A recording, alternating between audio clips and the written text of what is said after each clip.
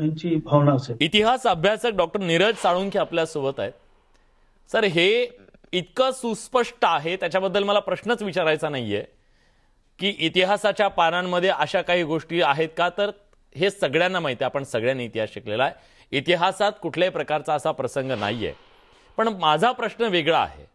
तुम्ही जेव्हा इतिहासाची पानं चाळता तेव्हा अशा प्रकारच्या कथा कधीपासून रचायला सुरुवात झाली, या कथांचा जो आधार आहे तो नेमका काय सांगितला जातो की हे पूर्णपणे कपोल कल्पित अशा प्रकारचं हे उभं केलेलं आहे?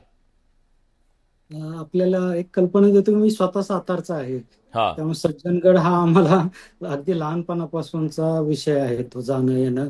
आमचे शिक्षक सुद्धा असं समर्थ संप्रदायाचे, रामदास संप्रदायाचे ते भक्त वगैरे असायचे. आणि त्यामुळं तुम्ही जे म्हटलात की हा प्रकार कधीपासून सुरू झाला, हा इतिहासाच्या पुस्तकातला एक दाखला जदुनाथ सरकारांनी स्वतः नोंदवलाय की ते साताऱ्यात अजिंक्य ताऱ्याला आलेले असताना त्यांना तिथले लोक या संप्रदायाचे दाखवत होते की महाराज इकडं अजिंक्य ताऱ्यावर आणि तिकडं रामदास सज्जनगडावर, आणि त्यांच्यामध्ये टेलिपथीच्या साह्यानं हा एक प्रकारे असं बोलणं होत होतं.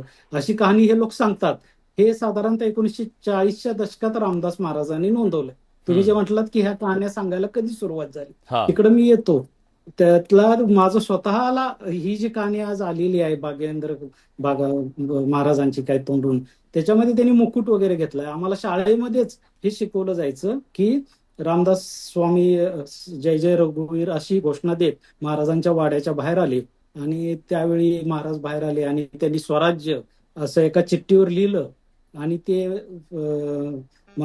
समर्थांच्या झोळीमध्ये टाकलं. अशी कहाणी ही आम्हाला आमच्या शिक्षकांनी शिकवलेली आहे. हा परंतु आता आम्ही बालपणातनं त्यातनं बाहेर पडलो, आम्ही स्वतःचं काय वाचन झालं, आणि आता ह्या कहाण्या अगदी बाजूला, भाकड कथा जो शब्द तुम्ही वापरला ते आहे. कारण मी हे सगळं लिटरेचर वाचलेलं आहे रामदासी पंथाचं. हा त्यामध्ये वारंवार रामदासी पंथाचं महत्व सांगण्यासाठीच्या विविध कहाण्या ह्या त्या बखरींमध्ये लिहिलेल्या आहेत. इतिहासाच्या बाबतीत त्यांची चिकित्सा केली तर ती सगळी उत्तरकालीन आहे, त्यामुळे ते काही त्यातलं स्वीकारार्ह नाहीये.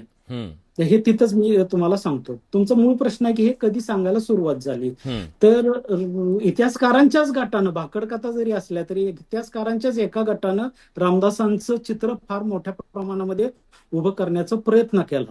त्याच्यामध्ये खुद्द राजवाडे होते, हे आपण लक्षात घेतलं पाहिजे. परंतु राजवाड्यांचंच एक वाक्य घेऊन या विषय मी आत्ता तरी मी तुमच्या पुढे मी संपवतो. विषय असा आहे की शहाजी महाराजांचं माझ्याकडे एक 1914चं पुस्तक आहे, शाळेमध्ये शिकवलं जाणारं बालभारतीचं. शहाजी महाराजांचं नाही, बालभारतीचं 4थीचं जे पुस्तक शिकवलं जातं ना आज, त्याचं मूळ 1914ची एक प्रत मला सापडलेली आहे.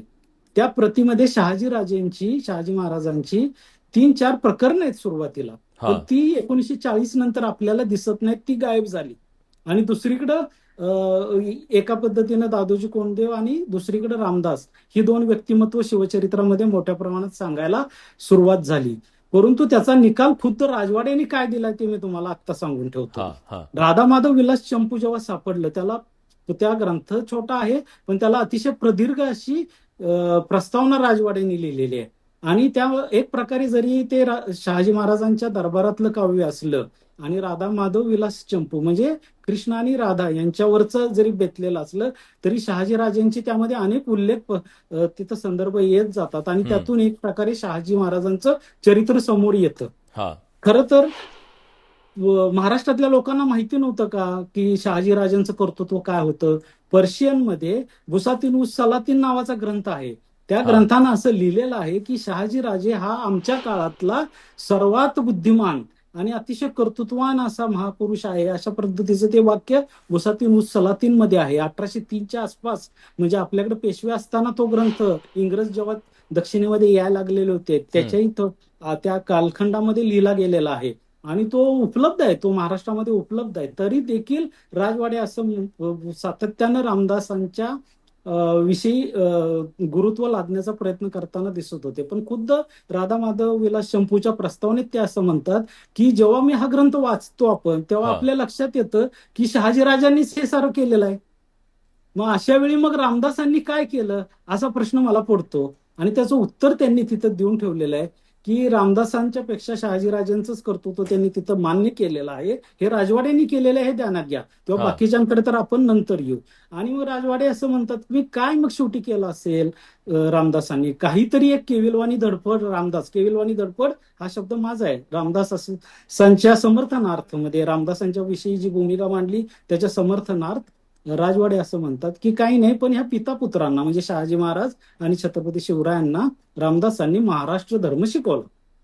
पण तो कधी कुठं शिकवला, कशा पद्धतीने शिकवला, तो एक मोठा विषय होईल. परंतु त्याचे काही पुरावे आहेत की नाहीत आणि ते काय म्हणतात. परंतु राजवाड्यांनी इथं स्पष्ट केलेलं आहे की शिवरायांच्या जीवनाचा मूळ शिल्पकार सर्वार्थानं 1664 त्यांचं निधन झालंय. तोपर्यंत शहाजीराजे अतिशय खंबीरपणे शिवछत्रपतींच्या पाठीमागे उभे होते. आणि म्हणून या स्वराज्याचे काही जण त्यांना संकल्पक म्हणतात. अगदी मी तर हे धाडस केलेलं आहे महाराष्ट्राच्या पुढे म्हणण्याचं की स्वराज्य संस्थापक म्हणायला सुद्धा हरकत नाहीये. शिवछत्रपतींचे पिताच आहेत ते. आणि बऱ्याच पद्धतीनं त्यांनी पाया घातलेला आहे आपल्या आयुष्यामध्ये. ठीक आहे. त्यांनी अनेक पद्धतीनं बंड केलेली होती.